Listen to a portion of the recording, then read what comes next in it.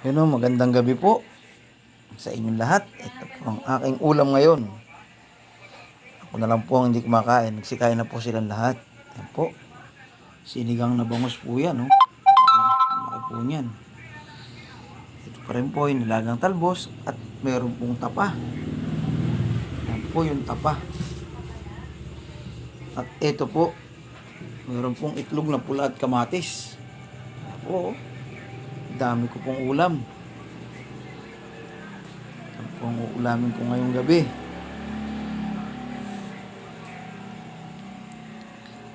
Nauna na po silang magsikain po.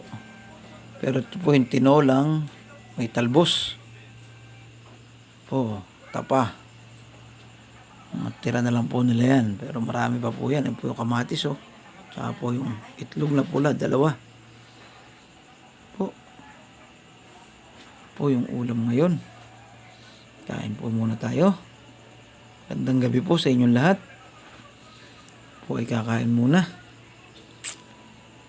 Ito pong ulam.